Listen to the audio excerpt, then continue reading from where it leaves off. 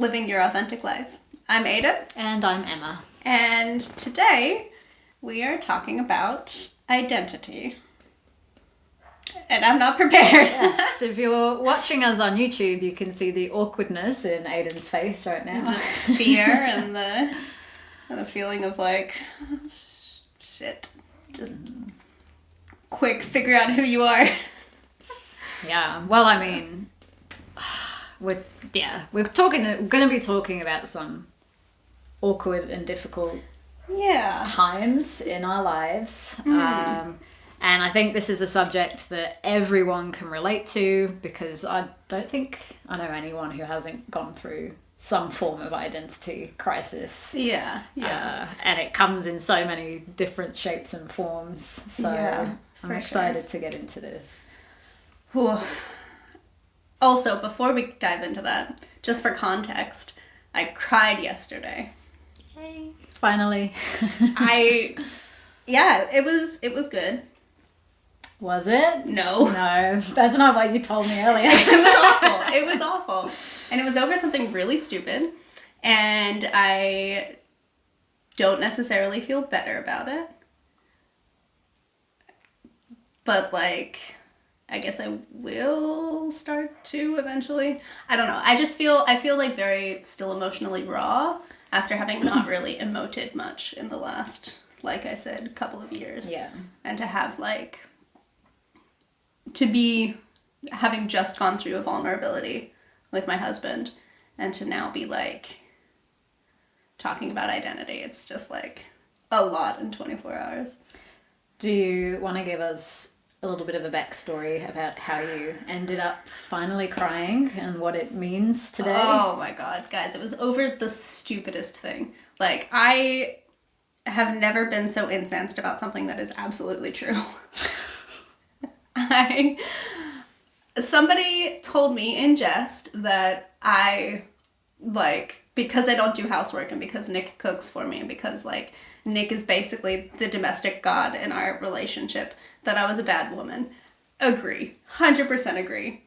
Could not have been more, emotionally devastated and have felt so inept in, a moment when I come home to the house being completely clean and, the one chore that I have to do is laundry. And Nick had finished all the laundry and I was just I'm useless. I'm a terrible woman.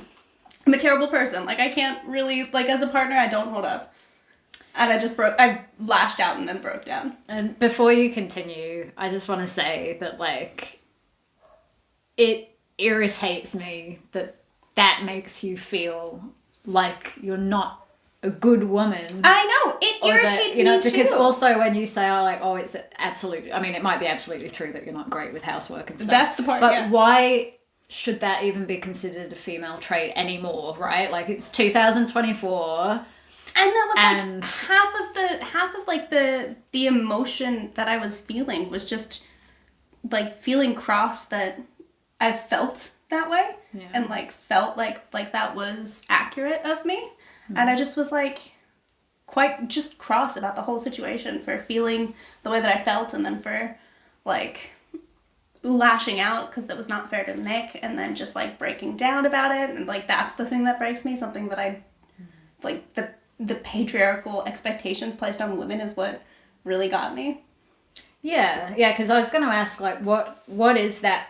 Why do you think you got so triggered by that? Within yourself, is there a battle between what you think femininity is or what you display? Whether you don't think you're feminine enough? What's the root there? I don't know, because I don't place, that much pressure. I didn't think that I placed that much pressure on myself to be particularly feminine. Yeah. And to display feminine aspects all that much. It was this really weird moment of feeling I guess the one thing that Nick could depend on me for in terms of the housework I wasn't doing. And couldn't hold up my end of the bargain almost. And I was failing him. Sorry, I'm just smiling because I wish my partner felt like that when he didn't hold up his one thing that I gave him to do, because he seems not bothered at all. Well, does he lash out at you? Because I lashed out at Nick for doing the thing that I didn't want to do and didn't know that I was going to do today. Yeah, instead of coming home and being like, oh, you did the laundry for me, thank you so much, you were like, why? Why would you take that away from me? Kind of. It was so dumb, and it's not the first time that I've done this either, where I've been like my plan for when I do laundry is like my day off or the night before my day off. And so I'd gotten home on the night before my day off and was like, I'm doing like 2 loads of laundry. I'm going to fold the laundry that hasn't been folded yet. Everybody knows that I'm really terrible at folding laundry. And it just sits there for days. And that was the situation that we were in. And it was all folded and all of the dirty laundry was clean. And I was like, what the fuck, man? Like, why you gotta do this to me? Why you gotta take my one thing that I don't want to do, that I don't have any interest in doing, and that I should feel like quite grateful for? Okay, and so you then broke down and cried? Well, I lashed out first, and then I tried to apologize for lashing out, and Nick was like, this, like, it came out of nowhere. Thank you for apologizing. It doesn't make it better. And I was like, I'm not trying to make it better. And then we had an argument, and I kind of expressed that I just felt inept, and then I broke down, and he was like, okay, see, that's something that I can work with. Yeah. That makes so much more sense than just being, like, angry that I did the laundry. I was like, yeah. And so we talked about it and smoothed things over. But it just, like, I don't know, I still feel kind of emotionally raw about it. Emotionally raw, full stop. Yeah, well, I mean, I think, and I know it's difficult to look at it this way, but it's a good thing. It's a good thing because going through this has brought up something that you have consciously or unconsciously been holding on to. And yeah, like getting triggered, and especially triggered enough to cry. Yeah.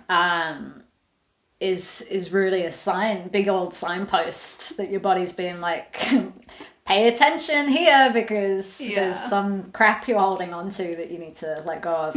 And now you get to figure out what that is, which isn't fun, right? This stuff, as much as I like to be positive and whatnot, like you don't just skip through the fields and be like, oh, here's another problem, oh my gosh, I'm having such a great time. But when you process stuff and when you come out the other side and you have freed yourself, or you've made a step towards freeing yourself of something that you knew or didn't know was holding you back, then you feel a bit like frolicking through a field and you're like, wow, I didn't know I could do that. Oh, yeah, life is good. I don't know, I think it just like Nick is not working nearly as much as me in terms of like job and career wise. So he's had a bit of a shift, and he actually like has full capacity to be doing this stuff, and I'm working a full-time job and doing the whole 9-to-5 thing and stressed out just because it sometimes is stressful. And I think that I took some of that stress and applied it also to the situation, and really kind of was like feeling the oversensitivity of like having come from a place where Nick was working the same as me or close to the same, and we were sharing the home load. Yeah. And a lot of the time both of us just not doing super well at it, to like see Nick like not have career responsibilities and to be able to take on house responsibilities, and to kind of be like it's all just kind of unbalanced with respect to where we were both kind of like only halfway doing it okay. So this is interesting actually, because we are talking this episode about identity crises and crises. That's the one. Thank you. And this is kind of an identity crisis of the roles you play in the relationship, which will always change and evolve. I mean, maybe in lots of different ways, and maybe in some ways, you know, you'll stay the same kind of throughout the entirety of your lives. But like, how would you feel if, you know, Nick wasn't working as much and still not doing more of the housework, even though you had more of the free time. Oh, so much worse. Exactly. Yeah. So like I recognized, and like as soon as I like snapped, I was like, what am I snapping about? Yeah, and I realized almost immediately like that this is a me issue. Yes. And that this is an adjustment that I am supposed to be making and need to kind of reconcile, and I shouldn't be taking out on somebody else, but I was just kind of like But also because like Nick only started stepping down his career stuff in the last few weeks. Right, so it's super new. It's so new. And he's doing it so well. Like, he's so capable at making the switch. And I'm just like, if this was me, I'd be loafing around the house for another month before I'm like pulling my weight. So do you think you're maybe feeling like comparing yourself to Nick and feeling inadequate in how you think you would respond? Yeah, definitely. Okay. And feeling That's something to unpack. That's so much to unpack, yeah. Yeah. So if you don't mind, I just want to poke around a little bit more. if you're not away. Sore enough I'm already so raw. Gross. I'm an emotional live wire. So what do you think this is really about? Because I think the whole like, you know, reversal and the sharing of tasks, like I think that's a real surface level. So what's underneath that? Like what's it's deeper? Absolutely a fear that I'm not good enough, that I'm like not measuring up correctly, that I'm not kind of pulling my weight in our relationship, that I'm placing things that aren't as important over our relationship as well. And like my focus isn't where it should be in terms of us being cohesive, and that Nick is kind of more dedicated than I am to the relationship is the fear that I have. Do you think you're less dedicated than... Well, no, but I also definitely recognize that I like don't put as much energy as I used to into the relationship, because I don't have as much energy to give between getting a puppy and working a 9-to-5 job and kind of looking at upping my responsibilities at work for career advancement, which is something relatively new that I'm angling for, and feeling a lot of just kind of expected pressure from that, and from moving into a house, which is more huge responsibility uptick. And like the amount that I've taken on in the household since that move hasn't changed from what I was doing when we were just in a 2-bedroom unit. Yeah. And feeling a little bit like Nick is just kind of like shouldering all of the burden. But has Nick expressed to you that he's unhappy with the amount of work that he's doing? Right. Not at all. So I don't know, like, you know. And in fact, Nick has said like time and again that like with him not working as much and with the recognition that I'm working so much. Yeah. And that I'm definitely going through it. And also with his acknowledgement of like all of the emotional stuff that I've been trying to unpack and kind of failing at unpacking. He has been very open about taking on a lot of these more household responsibilities. And there's a lot of things that he's like discussed with me is stuff that he doesn't even mind taking on, like doing the yard work and like cultivating a bit of a garden, which is something that I will never be able to do. Well, that's a little bit harsh on myself. But if you wanted to. I think that, I know that I said that there's like nothing that I couldn't do if I really wanted to do it, but I'm pretty sure that I don't have a green thumb at all. I'm pretty sure I tried so hard. I can't even keep a cactus alive. I think, you know, we all have our talents, and you know, some people are less talented in some areas, but that doesn't mean you're a less talented person, of course. Yes. And it's great that Nick can bring that to the relationship. And you know, grow you guys and maybe me some veggies. I want this friendship is. I mean, I'm in it for the vegetables that are not yet here. And then we'll see if they get... I trust in Nick. I believe in Nick. You know, I do too, actually. Did you see the plants that he's got on the back deck? Have you seen it recently? Not recently. I saw the little sproutlings. They're not just sproutlings. And like, he's got this. They're grown. He has got this. Cool. I have quite a personal question, so if you don't want to answer it, then of course that's fine. Lay it on me. Do you think that there's a bit of a fear around someone like holding space for you to be vulnerable and like allow you to like have less responsibilities and do less of the share of work while you process things and adjust? Because you've held yourself up for so long? I absolutely fear vulnerability, which is like, I find so ironic within myself and quite hypocritical that I crave vulnerability from others, but fear actually being vulnerable with people. Like, I ironically was talking to V this morning and told them that like, it dawned on me that I was being, like, the exact personification of my star sign, which is Cancer, which is that hard exterior, like, doesn't really let anybody in, but the soft interior and, like, very, like pushing people away and holding people at arm's length, but, like, craving that connection. Yeah, like what you would really love. Yeah. And, like... V just looked at me like, you're only just now realizing this. Obviously that's the case. Like, I could have told you that months ago if you'd asked me.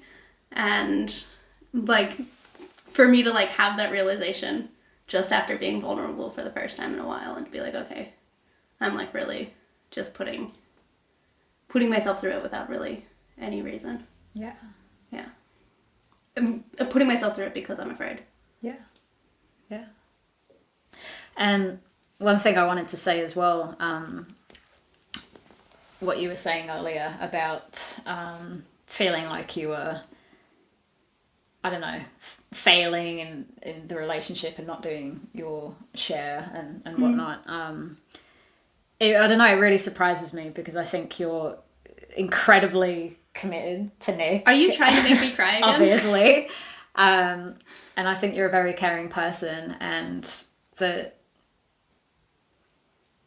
I think you're being unfair to yourself and to the value that you add and to you your know relationship. What? I agree with you because I, just on the topic of identity, I really place so much value in my loyalty and in my capacity for emotional support of others.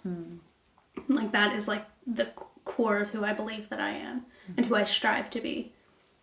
And it's definitely, I think, given me a bit of a complex in a very unhealthy way to be, like, essentially trying to be this for so many people, but then not letting anybody be that for me. Yeah. Because the fact that you're even thinking, like, oh, I'm not doing enough, that already shows that you're the type of partner that is always invested in the growth and the healthy maintenance of your relationship. Because if you weren't, you wouldn't even be thinking that, you know. And I don't think it's a bad thing that, you know, because you're working more, you're doing less of the house responsibilities, and, you know, added on, like, you have moved to a larger place and you have gained another pet to look after. So I'm not necessarily saying it would be bad if you weren't beating yourself up over this, because I don't think you should be beating yourself up over it. But the fact that you are in itself shows how committed you are to your relationship. Yeah. And, like, logically I recognize that, but just in terms of, like, my fears and my crisis of identity, I guess. Yeah. Well, I'm here for you. We are here for you. Thanks, guys. Thank you for being so open and honest, because I know that it's confronting and it's difficult, and it's definitely something that we all need to practice and get better at and more comfortable. So I think, you're brave. Thanks. V used to always tell me that, like, I'm the type of person who just, like, the first person to put my head on the chopping block for something. And that's exactly how I feel right now. And you guys might be able to see it if you're watching, but my cheeks are so red from, like, sharing. I'm so, like, nervous about how it's going to be received and, like, I don't know, being this vulnerable on camera. Yeah. Because I'm very rarely vulnerable with more than just, like, my very closest people. So, also, if you disagree, keep your mouth shut. Fuck you. Don't say a word. Yeah. No, I get it, because, obviously during our last 2 episodes on dreams, I shared a lot of personal information about what's going on inside the old noggin here. And weirdly, when we were filming and when we were talking about it, I felt relatively comfortable. And when I was posting up the trailer on Monday, I started to feel all weird, and I was like, oh God, like, I'm putting this online. Yeah. That was how I felt with the crying episode. Like, when I was editing it, I was like, maybe we should just skip this one. Yeah, it's tricky, but the reason we started this podcast and the reason that we are sharing these personal moments of our lives and deeper parts of our psyche and our emotions is to help others be courageous enough to do it as well, and in seek of creating a better world where we all understand each other a little bit more and empathize with each other a bit more, and I think find that that community or just that kindred spirit in others where we maybe thought we were alone. So I would like to remind you and myself, this is all for a good cause. Yeah. And we want you guys, we want other people to feel comfortable doing this. And hopefully listening to us share maybe makes you more comfortable talking to your loved ones or to anyone who will listen. And of course, you can always talk to us. Yeah, shoot us a message. Tell us all of your vulnerabilities. Okay. All right, so that was not even close to all of me, but that was my most recent identity crisis. Emma. Are you going to me now? Yeah. Hard pivot. Hard pivot. Yeah. I think I've only had one major identity crisis so far in my life. And that was, it's going to sound really superficial to begin with, but it was when I cut off my hair. Yeah, I remember. I was there for. You were there for some pretty dark moments, including the time I showed up at your apartment and broke down crying after leaving the hairdressers. I've never been so caught off guard, I think. I know. I remember you snapped at Nick as well, because Nick was like, I think you're being kind of harsh on yourself. And you were like, you don't have the right to tell another woman how to feel about herself. Nick was just like I went straight into Mama Bear mode. Like, I do that. I just, if somebody's going to be vulnerable with me, they're going to be accepted in that place, and they're not going to be told how to feel their emotions. Yeah, because that was actually a pretty hard moment of vulnerability for me, because I felt deeply silly to be sitting at your table with the sandwich that you made me, not being able to eat it because I was crying. But I also, like, I needed some support because I was just so distraught. So basically, ever since being a small child, I wanted to be Rapunzel and have beautiful, long, flowing locks. And so for the majority of my life, that was what I strove before was to grow my hair as long as possible. It is so interesting to me that we had the same desires and went such opposite directions. Like, you were like, let's do it. And I was like, I want to be Rapunzel. Never gonna happen, though. Yeah. Cut off all my hair immediately. Yeah. The only reason, you know, because my hair didn't get... So I had really long hair as a kid. And then when I went from primary school to secondary school, like in that 6 weeks holidays, I cut it because at the time... It was really in fashion to have that like layered hair with the side fringe, and I wanted to be cool. And so that was the first time that I had a major cut. And yeah, from there, like, you know, I started bleaching my hair around 11 because I wanted to stay blonde and my hair was getting darker. And yeah, because I was bleaching it, like, it obviously wasn't super healthy and it didn't grow particularly long. So it didn't really start getting long until a few years after I'd been out to Australia, and I couldn't afford to to go to the hairdressers and stuff. So and then I just started getting a balayage, which was super low maintenance. I would go once a year and have a trim. Like, I wouldn't have a haircut apart from that. And then I went through this whole thing of I stopped using shampoo and started doing these no poo, like, natural methods. And long story short, my hair got really long. I found that I had naturally wavy hair, which I never knew before because I'd always been bleaching it.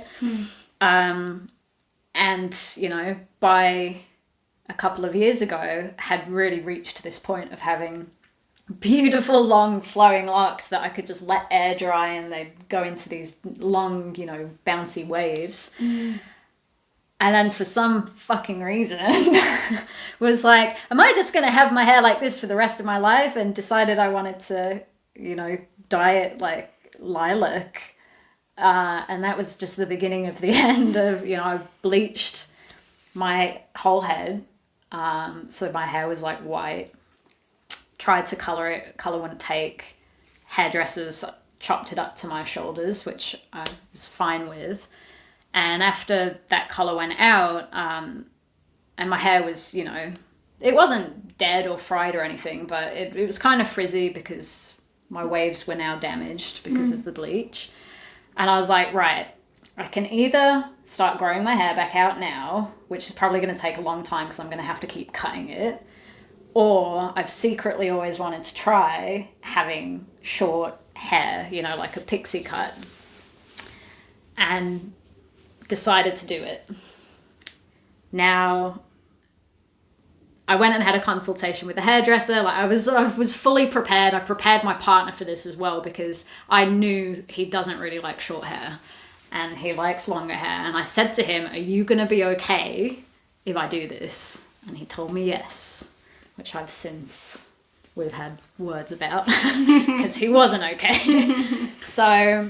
That's a man who's trying very hard to be supportive. Yes. I look back and I'm like, he was obviously, he's not a controlling person. He wanted me to let me do what I wanted to do. Yeah. But I think he wanted to say, don't fucking cut it. Yeah. He wants to support you in whatever you want, but... Yeah. So I have my first haircut and I hate what the hairdresser did because she didn't really... I think she was worried that I was going to... Because it's such a big transition, right? I think she was worried. I wanted it shaved at the sides and she didn't want me to do that. So the way that she cut it, I really didn't like it. It was like a Karen haircut. I remember it. Yeah, because you met me like straight out of the hairdressers. And so I went home that night and cut it myself. So I had like an undercut on one side, so I basically matched it on the other side. And then the day later, just decided to shave the whole back and sides and just have what was left on top. And I'd like cut the fringe shorter as well because she'd done that down to my jaw and I didn't want it that low. So pretty much within 2 days went to short back and sides and then, you know. And I actually loved that. I thought it looked super cool. That was the coolest hair I'd ever seen. I thought my face looked quite pretty and I started wearing all these big earrings. This was happening, if I'm remembering correctly, this was happening right around the time of my wedding, right?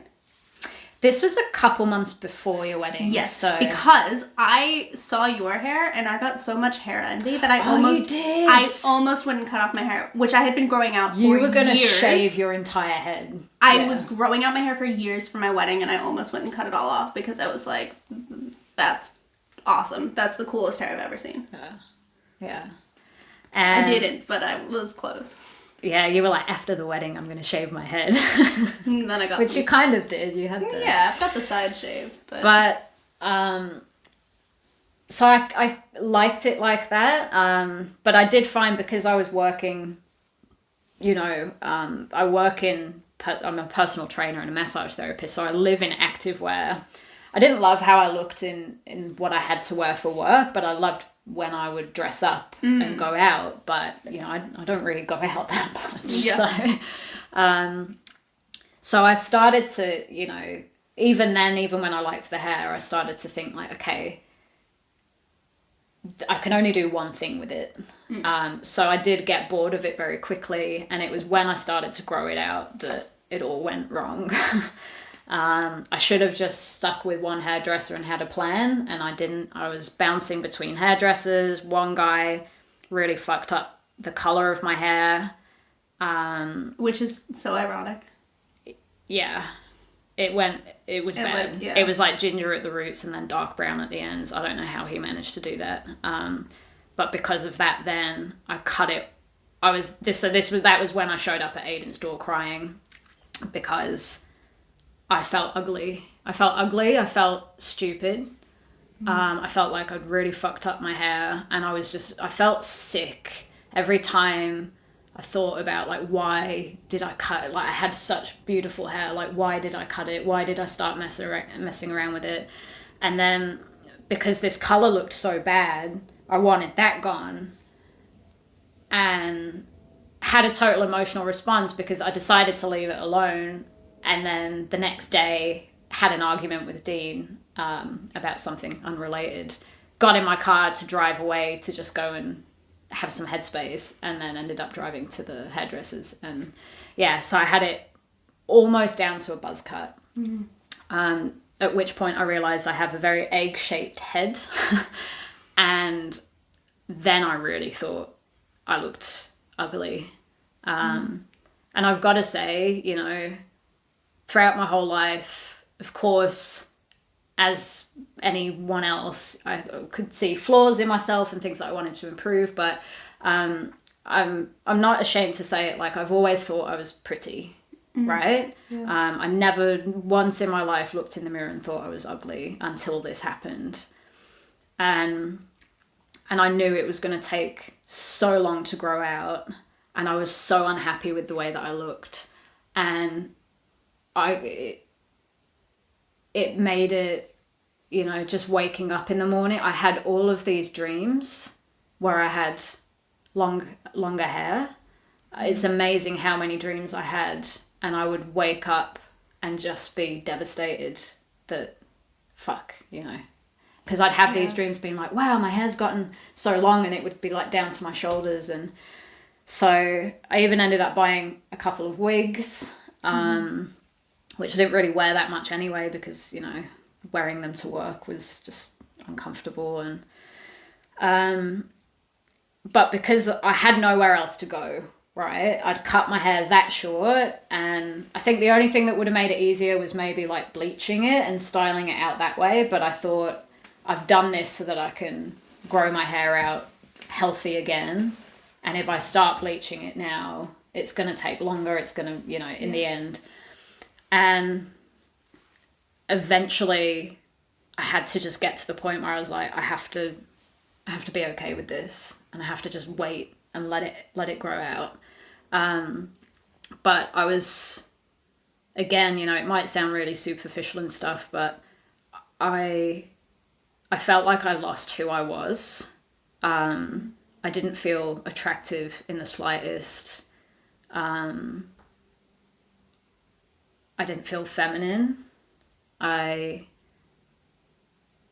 think I mentioned this in another episode where I chose many years ago to let go of regrets. I genuinely, for a long, long time, have not regretted anything, but I woke up every day regretting that and trying not to, but feeling physically nauseous, staring at myself in the mirror and just hating what I saw.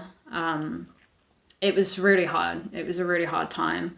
Yeah. And there was nothing I could do, you know, bar wearing a wig, which I also felt self-conscious about, even though lots of people wear wigs now. And I just felt like it was such a huge mistake. But coming through it the other side, I think the reason that it happened was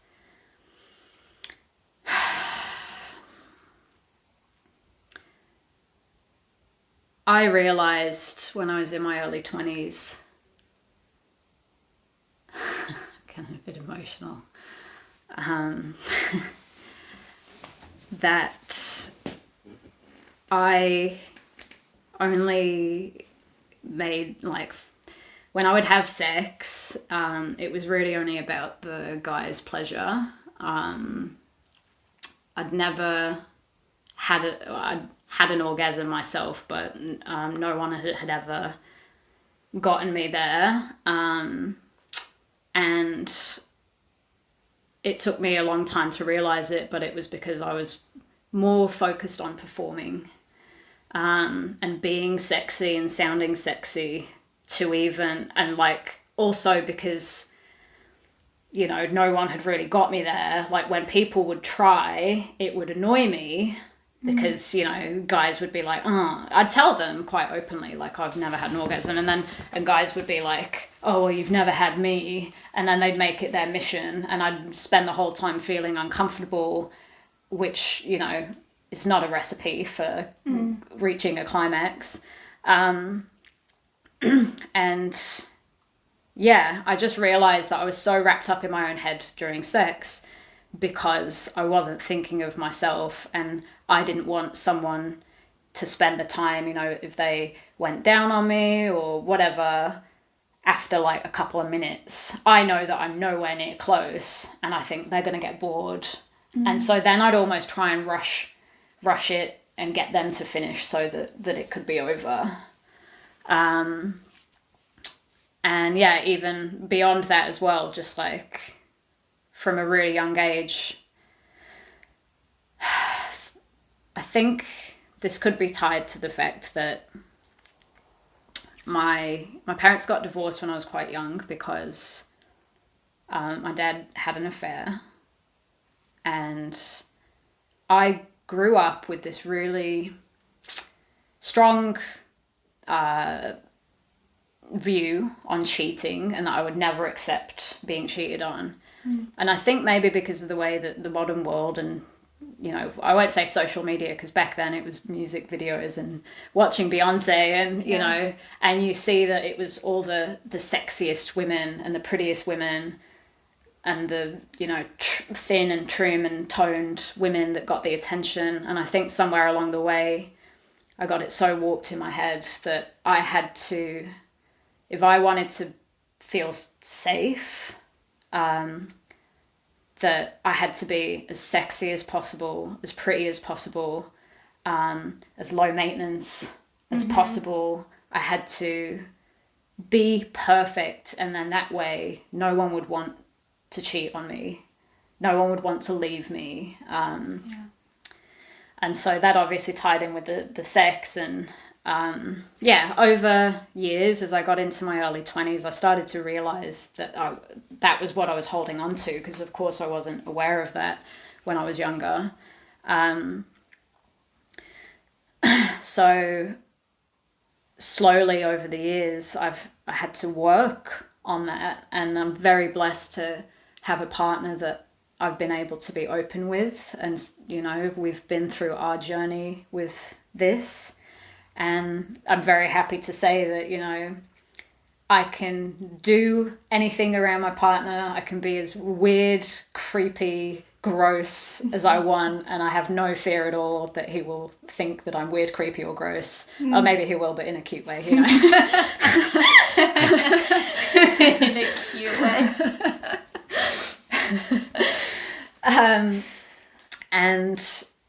And yeah, like we have a fantastic very pleasurable sex life, and that's amazing. But I think the reason I went through this whole thing with my hair was to help me go even deeper into your value as a person is not tied up in your looks. Because I think I did still a lot of the time put too much importance on whether people thought that I was attractive or not. And it's not about, you know, obviously I've been in a relationship for years now. It's not about wanting to attract other people. I think it was just so deeply embedded in me that if I wasn't seen as attractive, then my value in society was less than. Yeah. And I think going through this stuff with my hair was horribly uncomfortable, but it got me to that point where I had to go, fuck it. I can't do anything now. Like my hair, I have no hair. Like it is literally, there's nothing I can do bar wearing a wig that is going to make me look better. And I just had to accept that and go and not think about it. And through practicing not thinking about it, I think now I'm in a place where I realize that I'm strong enough that I can look what I might think is, you know, unattractive or less appealing, and that doesn't fucking matter. It doesn't matter. And I can be online, you know, in my pajamas with no makeup and an hoodie. And yeah, like even now, like I think I'm letting go of a lot of feminine things that I don't think I want to partake in anymore, like wearing tight activewear.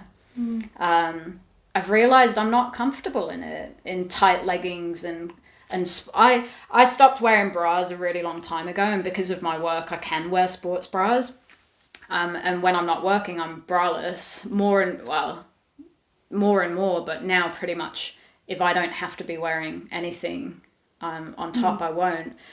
And because I'm a personal trainer, most of my wardrobe is activewear, and it's tight because, you know, pretty much my entire wardrobe was about showing off my figure, because that was what I felt comfortable in, because I had this idea of like, well, if people can see that you're fit and toned, then that makes you more valuable in society, and I don't want to wear oversized things that are baggy, and because then people won't know that I have a nice figure. Yeah, and also on top of that, I think that there's an element, my understanding, at least from being a massage therapist, is that there's an element of like, okay, if you're physically fit as a personal trainer, that sells you to your clients. Yeah, your body's a bit of your business card, right? But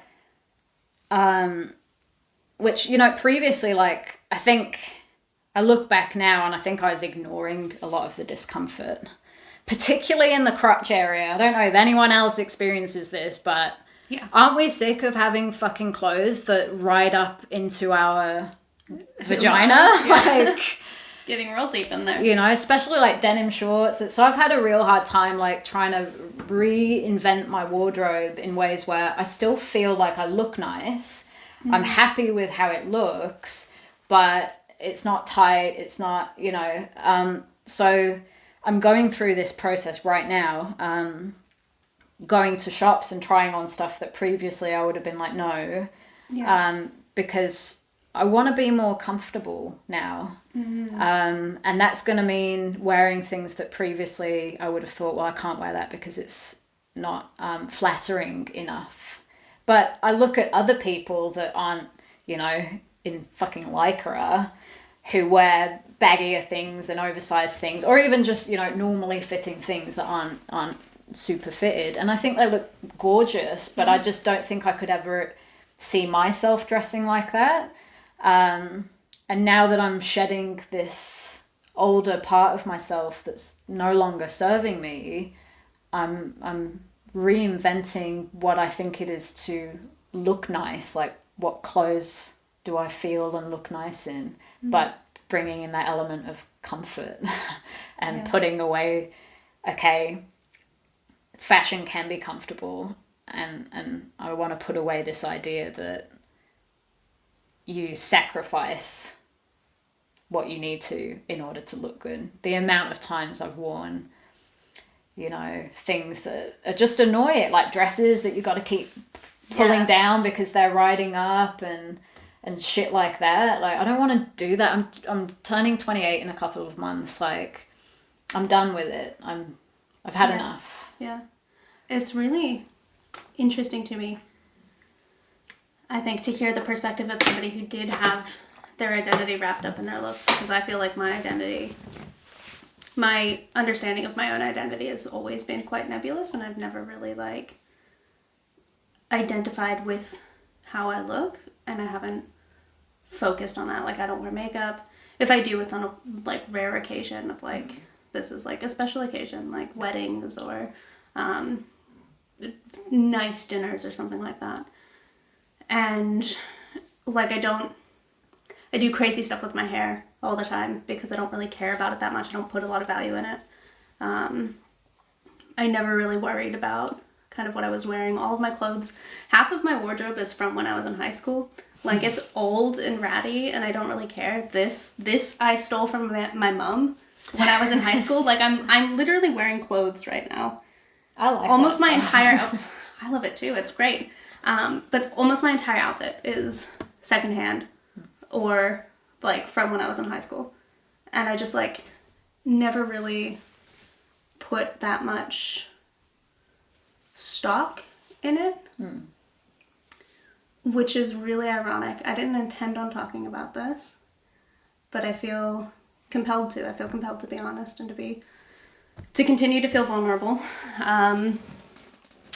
because even though I don't place that much value in how I look, I do place enough value in what my body looks like, and have struggled since I was in high school with disordered eating patterns and with, I guess, controlling what I look like and what my body feels like, and it's caused a lot of issues for me. I've said this before, no formal diagnoses. I don't have an eating disorder that is diagnosed. I've never been so out of control that I have been in danger. But I do often walk a line of like verging on unhealthy. And it's because I have this idea of what my body should look like, regardless of what clothes I put it in. I just have this sense of like what size my body should be. And I think it's similar because of what society tells us we should look like as women. And it's something that I still struggle with a lot. I try really hard not to restrict. I try really hard to be honest about what it is that I'm actually eating in a day with people. And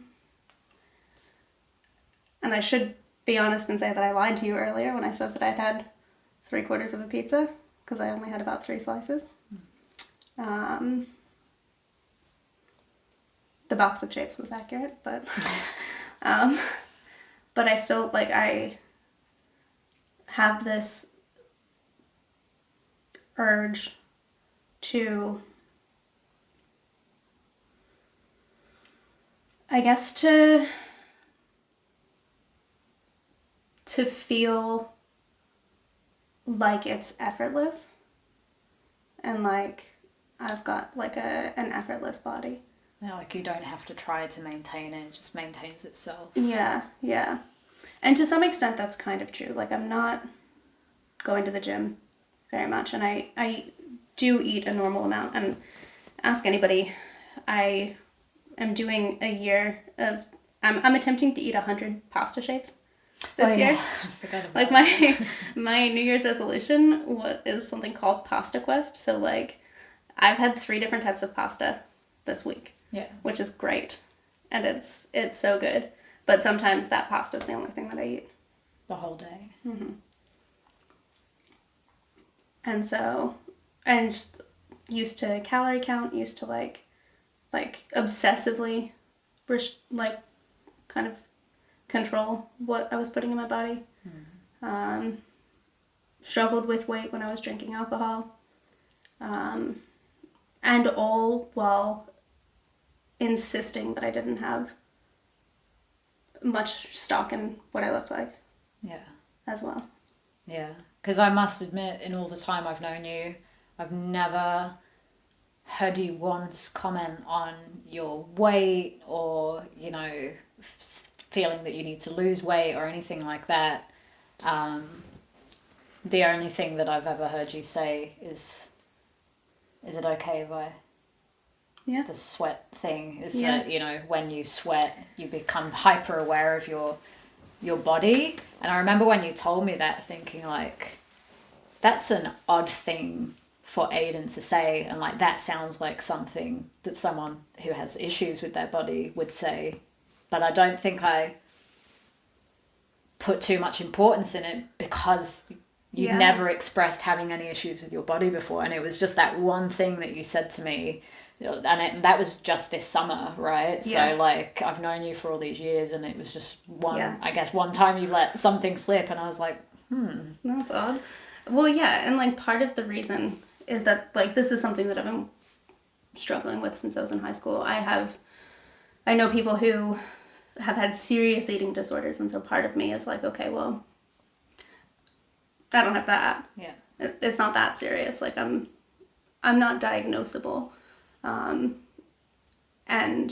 I have it under control, which is also one of the first things that people with eating disorders think and tell themselves, right?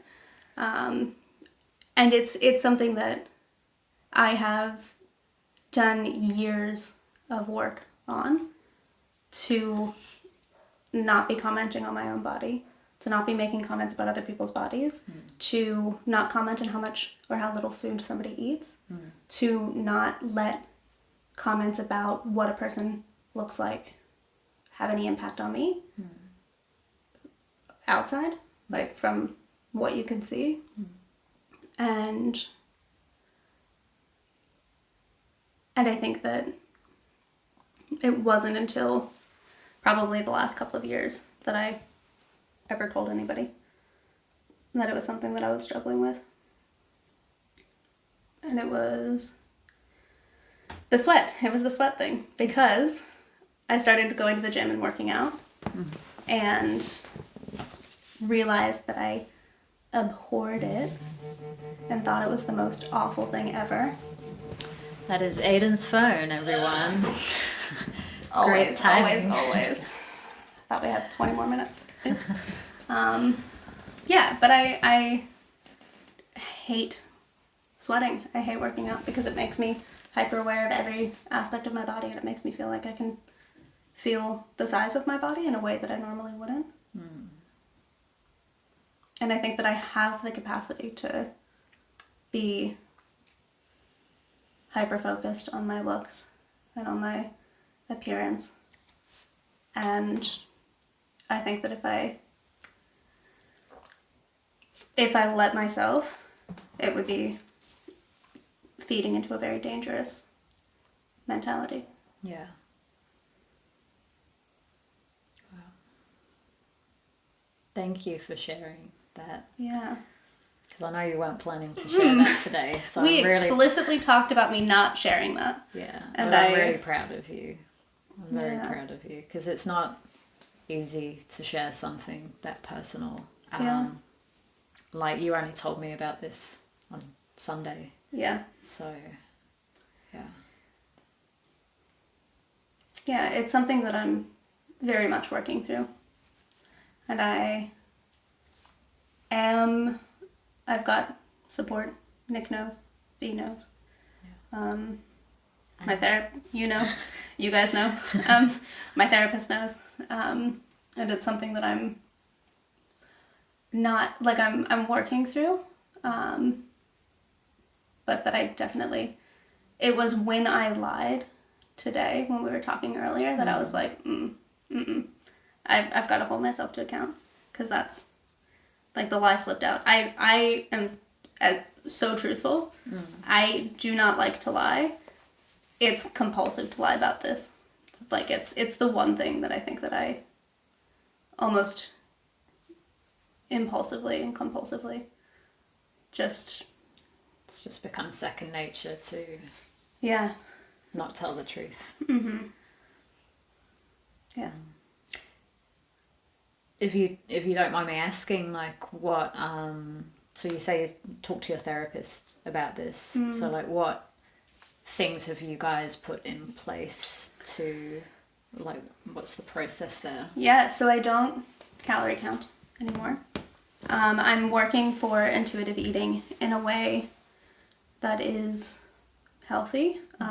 Structured meals aren't super good for me. I think I like almost automatically will buck against kind of a structure and like set in specific times. I won't go near a scale because I feel like that will trigger me. Which doesn't make a whole lot of sense because I also, like, the scales here are in kilos and I don't actually, like, there's no... You don't know what they... I have no idea what they mean. I never learned.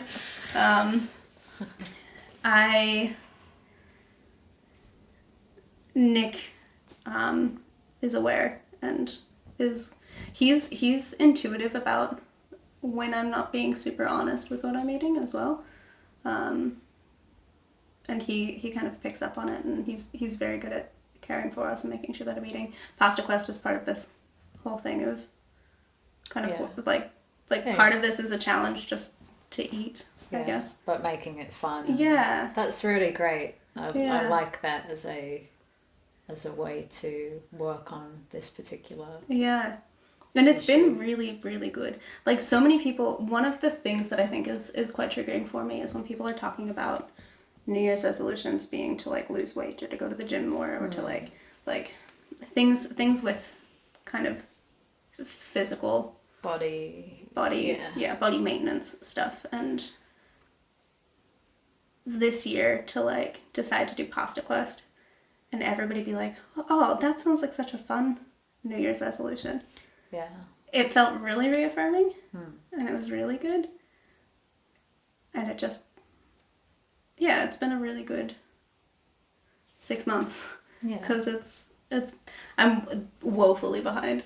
I should be at about 50 pastas. I think I'm at 26, but like, it's still been fun. And even if I don't hit 100, I'll feel good because I ate Giggly, which is Giggly. It's a really weird pasta shape that Nick found, and we giggled about for a good little while. That's pretty cool. I really like that. Yeah. So that's some of the stuff that I've really been kind of going through, I guess, and working on with my own self-identity. Yeah. But I'm not done. And I don't know that I will ever be done. But, yeah. It's, it's a practice, right? And some things we may never fully work through or let go of. But I think drawing your attention towards it and understanding that it's not serving you in the best way to continue with that habit and working on it in any small way that you can is the work, that is the right thing to do. It doesn't mean that it ever has to be fully, if you speak to any addict, you'll quite often hear them say the same thing, is that, I'll never not be an alcoholic, I'll never not be an addict because I can't pick up a drink and drink like a normal person. That is a direct quote from someone very close to me, not you, because I know we've spoke about your relationship with alcohol, but that is a direct quote from someone very close to me, that that they don't think they'll ever not be an alcoholic, because they don't think that they can participate in drinking culture in a, and I say this in air quotes, in a normal way, and so they will always class themselves as an alcoholic, because you have to be able to, I guess, regulate your use of something in order to not be addicted to it. And if you don't think that you're capable of regulating that use, then you choose to self-label. So I have my own opinions about that kind of view, but I also really understand where they're coming from when they say that. Because it's that idea of that, like, it's something I'm always going to be working on, and I may never feel fully healed from.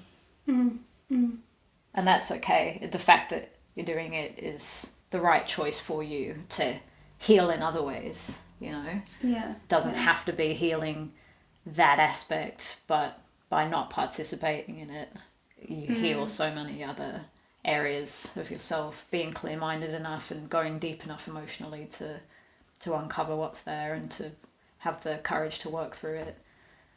I think is really the important stuff for everyone. Yeah, and I do feel like in the past 6 months, even though I literally lied today about how much I'd eaten, I do feel like I'm currently in a better place than I was a year ago.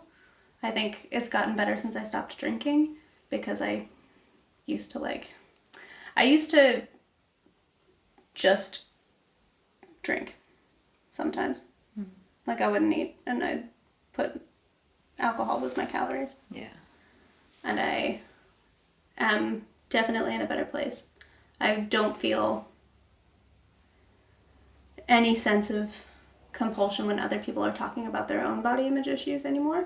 Used to a lot, but I'm currently, I'm in a much better place about that.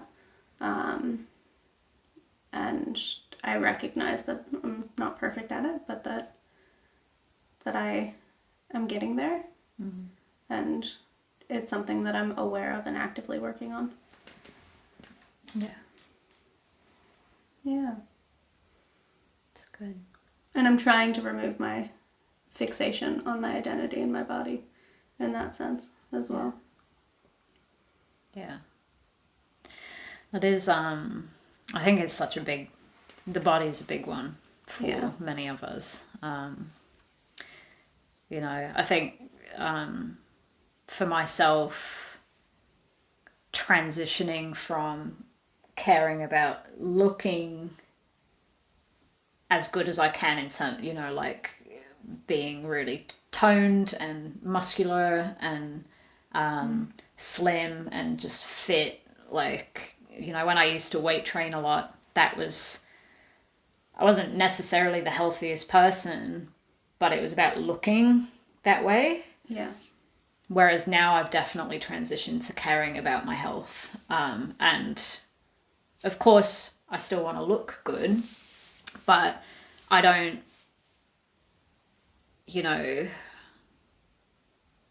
I look back at old photos of myself and I think wow, my body looked amazing. And I don't have that same body now, but I think I'm much healthier, both emotionally and physically. And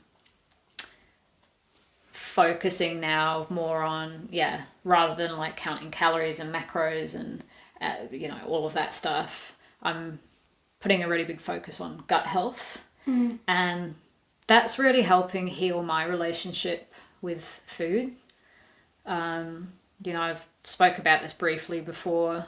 I had a very poor relationship with junk food for my entire life. Yeah. And probably comes to a massive surprise to most of my clients, who you look at your personal trainer and for some reason they just think we don't do anything. We don't eat dessert and we don't, drink. And, but yeah, I've ate junk food for a long time. I smoked from the age of 14 to, probably my mid-20s. It's actually only been, so I went to a wedding, my friend's wedding in Thailand in January. And when we got back in February, I decided I was done with smoking. Because I would smoke socially then, probably for a good 2 years. I wasn't smoking full time, but it would be whenever I would drink alcohol. That was the one trigger I could never get rid of. And because I didn't drink that often, I was like, oh, it's okay. Like, I'm happy that I can get to this point where I just smoke when I drink. And I don't know what changed when I was in Thailand, but I just got back and I just felt done with smoking, done with drinking, done with eating. I mean, I've been on, this journey of trying to repair my relationship and like kind of remove junk food from my life for many, many years. But I had some weird pivotal moment when I got back from Thailand, and I honestly don't know what caused it. But I just really started to think, I think I'm sick of myself not treating my body how it deserves to be treated. And I think a big part of that is just going through that spiritual journey and really caring more about the thoughts that I have. So what you're feeding yourself kind of emotionally and mentally. And then I started to think, can I really keep ignoring what I'm feeding myself physically? Like how many more years? And I look into the future, and I think about the way that me and my partner can sit in front of the TV for hours and just snack. And I think about like having kids, and that's not the future I want to have. I want to be a family that goes on hikes and is active. And it's not that snacking is inherently bad, but when you have a lack of self-control with it and it becomes a burden to your health, to your mood, to your financials, because of like the amount of money we would waste on food that's not food. And I think focusing on gut health and really starting to educate myself on that, I think has helped me a lot to start to have more understanding of like how to increase my gut health and cook actual real food on a regular basis. I was buying a lot of ready meals because out of convenience. So I'm starting to enjoy cooking more as well, which I've always said, like, I don't like cooking. I do it because if I don't do that, then I won't eat good food. Yeah. And there's only so long you can live off ready meals before you start to feel not right. And then pair that with chocolate and sweets. And so currently where I'm at is I've started eating meat for breakfast. Yeah. Which, so apparently the best thing for breakfast is like high quality protein. Yeah. And healthy fats. And that's really good at helping your insulin levels regulate. Okay. So it's meant to, crave less sugar and snacks. And the reason that I was so ready to hop on board with this is because there's been many times that I've woken up and kind of, because I wasn't really eating breakfast for years, and just this year decided that I needed to start doing that, and I was having, granola with yogurt and stuff, which was fine in summer, but come winter time, I don't want cold things. Yeah. And there's been multiple times kind of throughout my life where I've woke up and felt like I would just love a steak. I don't know why. Well, now I know why, because I think my gut was saying like, this is what we want. This is what we want you to feed us. So I've started having either like kangaroo or like lean beef with sauerkraut for breakfast. And that probably sounds disgusting to a lot of people, but so I actually wake up looking forward to eating breakfast now. Whereas previously, like I would pretty much just wait until lunch and have a coffee in the morning. Yeah. So my energy levels are better. And then So apparently breakfast is meant to be your medium-sized meal for the day. Lunch should be your biggest meal, and dinner should be your smallest. Right. So for lunch, I'm having like dinner-sized portions. You know, I'm cooking like a steak or pork or whatever, and a ton of veggies. And then for dinner, having more kind of like carby meals, so pastas but smaller portions. Yeah. And the days that I don't do this, and that, you know, maybe like I've ran out of my meat, my breakfast meat, and so I, you know, either skip breakfast or I have, you know, cereal or something. Yeah. Those are the days that I snack the most. In the evening, I break and I have the chocolate and the whatever. I can really tell the difference in my energy, like my mood. So I'm finding this really helpful for me. And I don't know if anyone else would, you know, maybe benefit from hearing that, but I just thought I'd share it because I think you get to a point where in order for change to come about, I think you have to get to a point where like you're sick of it, sick of yourself, like being where you are or like repeating this behavior that you don't want to have. And I think to really have change, you have to get to a point where you're like, I'm done. Yeah. You know, and it's still a process, you know, I'm still going to slip up. It's not like I haven't snacked over the last few weeks, but it's been really minimal.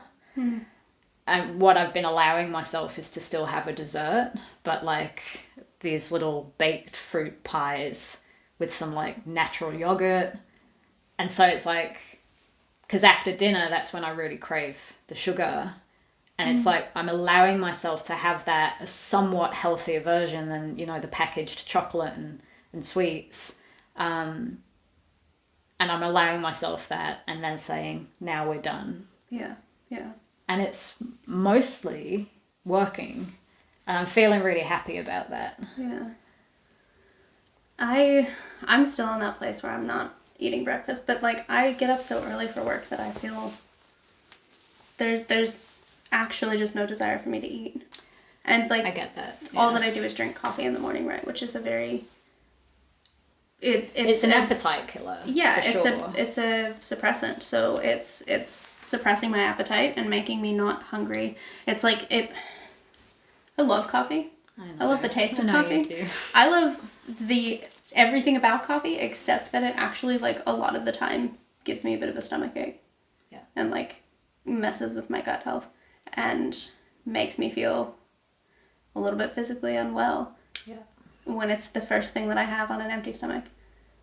But if I put food in my belly, it is worse. Yeah. And I feel worse. And I honestly get it because that was why I didn't eat breakfast. And I will say, I'm lucky to be able to be exploring what I am because I no longer have to get up early. And when I did, I was the same. Like I would at best, when I was really trying to eat something in the mornings, I would make a smoothie and take it to have with me in the car. But I couldn't face a meal. Yeah. Like even, you know, a bowl of cereal or like I would feel physically sick if I tried to make myself eat it, and so I just wouldn't. Yeah. But the most that the coffee thing is, even now I have to make myself eat my breakfast first because if I have the coffee, you know. I won't want it. Yeah. I won't want to eat. So it's a tricky one, especially when you love coffee as much as you do. And I'll have a green juice in the morning as like the thing that I'm like, all right, I need something healthy, and so I'll drink a serve of my it's the Emma and Tom juice. I love that one. You put me onto it. Yeah, it's so good. Tasty. Love it so much. Very delicious. And it's got my name on it. So. And it does. It's really good. So I drink that and then I'll have my coffee when I get to work. But that's like the only thing that I can stomach. Yeah. And it's because it's not a lot of something. Yeah. Are you interested in trying to introduce breakfast? No. I'm trying to be more comfortable with like all of the snacking. Like when I'm working from home, I'll have a mid-morning snack and giving myself permission for it to be just like a little square of chocolate. Yeah. And just being like, it's fine. Don't think about it too much. Yeah. And really just kind of being comfortable with all of the snacking. Yeah. Because that's something that I definitely was, like, I was only eating, like, healthy snacks and, like, forcing myself into, like, muesli bars and things that I wasn't really enjoying. Didn't really want to eat. Yeah, and it was really kind of even further affecting my relationship with food in a negative way. Yeah. Well, I think that's great then, right? It's just like making it pleasurable and fun and nice and yeah. Yeah, exactly. That makes perfect sense. Yeah. And like finding activities that I enjoy doing for exercise. Like we just froze my traditional gym membership so that I can explore more fun exercise things, like going climbing and doing just more fun things that I actually enjoy and that are more challenging for my body, I think, and more functionally exciting. Yeah. Instead of stuff that's just like running on a treadmill or lifting weights and stuff that I would be forcing myself to do and then would like have, because I'm not mentally engaged in it, all I'm thinking about is the fact that I'm sweating. Yeah. And it's just like the hyperfixation on my physical body. Whereas when I'm climbing, I feel my body moving and I'm like pleasantly surprised with what my body can do. Yeah. In some cases. Not always. A lot of the time I fall. But like there's that sense of like wonderment for what my body is actually doing. Yeah. That I don't find in like a physical gym setting.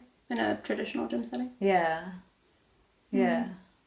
And I think that's the same for a lot of people who, you know, don't like the gym and for that reason don't, you know, sometimes people don't exercise at all because they think, oh, I know everyone tells me I should go to the gym and lift weights and get strong. And, you know, I've had so many clients come to me because they need to, because they're in pain or they've had injuries and they just don't like exercising, and I've got to find ways to make it like more engaging for them.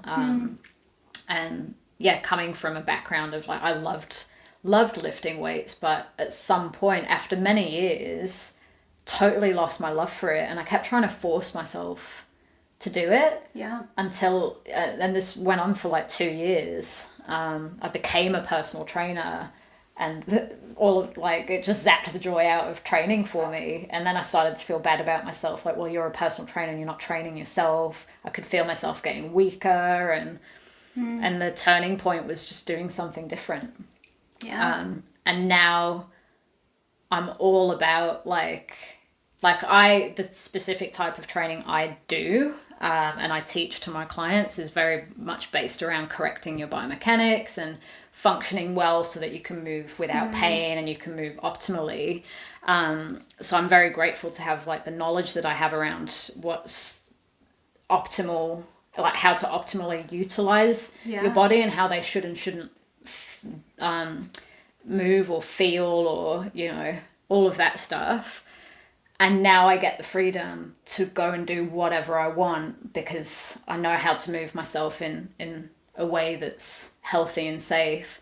So now I'm all about variety, like walking and training and Pilates and yoga and going for a run. And, you know, once we move, I do plan to pick up maybe some kind of membership to just do different classes. And I just want to try stuff. I just want to do different stuff and just use my body in all the ways that it can be used, because I think that's fun and I think that's way better than going into a gym for an hour and just, you know, doing sets of like the same thing. Yeah, and some people, I used to love that, right? And if you love that, then do it. You know, it's definitely better than doing nothing. But I think variety is really good for us. I think it's really, really good for us, especially if you're in a job where you don't get to move much. If you're stuck at a desk, like when you don't have to be stuck at a desk, like go and do something. Yeah. Yeah. Definitely. Well, that kind of veered off into a health and fitness conversation. But a lot of vulnerability and authenticity in this episode. Yeah. This one's a deep one. It is a bit more than I expected that we would be biting off. But here we are, I guess. I don't know. I'm just like, this one was processing. A lot. This one was a lot. This is a lot for us, for me. Well, I'm super proud of you. I'm super proud of us. Yeah. And I'm proud of you guys. Anyone out there that's working on your own stuff, you know, it's not easy. But it's necessary and it's worth it. And if you want to talk to us about it, hit us up. Direct message us. We've got an email if you want to email us. All of the ways that you can connect with us will be in our show notes. Yeah. And we'll be able to, respond and engage and make recommendations if you need recommendations. Yeah.